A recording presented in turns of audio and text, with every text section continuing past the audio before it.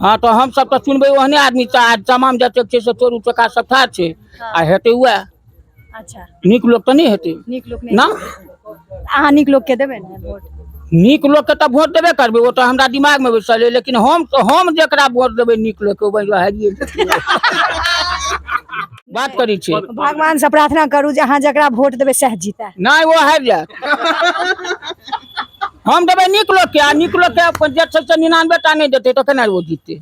आ पहले कह देलिए जे हारत पे राम वोट देने होबे ओ आदमी वाला नहीं बार एक मिनट बार बार जे कहे छी ग्रामीण एरिया आ मोहल्ला के नाम नहीं ले छी से इहे ग्रामीण एरिया के जे छे से पहचान छे जे जेना देख रहल छे सब चाचा बैसल छे इहे छे ग्रामीण एरिया के चाचा ग्रामीण एरिया के यह पहचान छे। हाँ तो और की हाँ की कहे छली हम मेयर प्रत्याशी अनुजा झा अहाँ समस्त मधुबनी नगर निगम वासी से अनुरोध करैत छी कि अपन बहुमूल्य वोट अपन छाप कपलेट छाप क्रमांक संख्या 1 पर अइ ओहि पर बेसी से बेसी वोट गिरा के विकसित मधुबनी लेल अपार बहुमत से हमरा विजय बनाओ।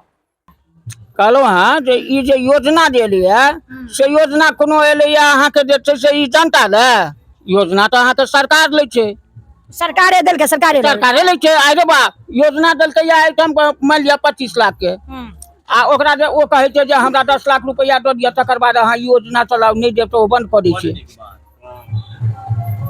नीचे का अफसर ने कहे छै कि सरकार कहे छै। अरे सरकारे तो सरकार के आदमी नहीं छै त ई छै के तै ने सरकार के आदमी छै तै सरकार तो अहाँ के बिल पास भेल आइटम परसेंटेज अहाँ के बांधल है जे 10% 20% नीचा से ऊपर तक दियो यानी सीधे डायरेक्ट घुसखोरी तो घुसखोरी नहीं छै त ई कथी छै। जो घुसखोरी अगर बंद भ जाए तो काज अहाँ के नहीं हेते केना नहीं हेते। पाई जब सरकार देते जे इस मत में आपको लगाना है हमको कुछ नहीं चाहिए लेकिन वो तो पहले परसेंटेज ना सरकार एहि बेर जे छै मधुबनी नगर निगम के जनता के अपॉर्चुनिटी देलकै ये जे लिया अब अहाँ अपने चुनू अप्रत्यक्ष रूप से नहीं प्रत्यक्ष रूप से चुनू आ एहन आदमी के चुन दिया जे हमरा जे छै से कनी बेसी कर दिया। अच्छा आदमी के चुन देता अहीं सब चुनबे। हाँ तो हम सब तो चुनबे ओहने आदमी तमाम जते छै से चोर उचक्का सब था छै आ हेते हुआ। अच्छा नीक लोग तो नहीं हेते नीक लोग ना अहाँ नीक लोग के देबे ना वोट। नीक लोग के तो वोट देबे करबे वो तो हमरा दिमाग में बैसल है लेकिन हम जेकरा वोट देबे नीक लोग के वो हारिए बहुत नीक कहले चाचा हमरा दिमाग में तो बैसल है लेकिन हम जकरा देबे से हारिए जेते।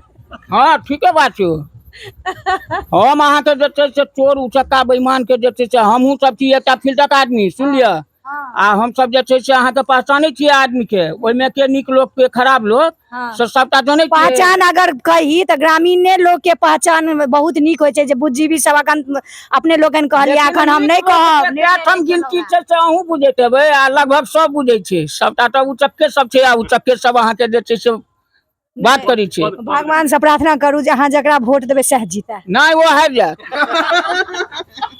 हम देबे नीक लोग के आ नीक लोग के जे छै से 99 टा नहीं देते तो केना वो जीतते।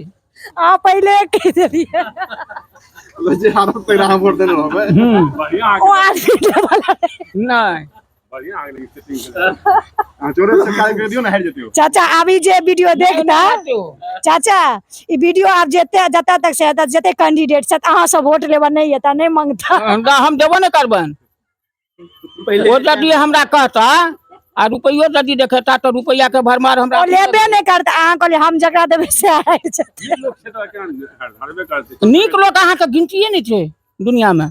एक बात कहता बहुत नीक बात कहले थे हंसी चाचा के बात पर लागल है लेकिन सही बात कहले थे जे नीक लोग आवे छै से 99% सही नहीं दै छै लेकिन मधुबनी नगर निगम पहिल बेर भेला पहिल बेर जनता के अपॉर्चुनिटी भेटलन है जे पंचायत से भी जुड़ले था उनको सब में बहुत ही ज्यादा खुशी है जे हमहू सब चुनब। लेकिन अब बात उठे छै जे बुद्धिजीवी वोट किनका जाय छन ई ग्रामीणे एरिया है लेकिन कह सकै छी बुद्धिजीवी अतै छथि जे कहले थे जे अखन हम सब निर्णय नहीं केलहुँ हैं लेकिन वोट देबन हम सब देखे छियन 2800 2900 सब परिचित होई छी तकर बाद हम सब डिसीजन करब।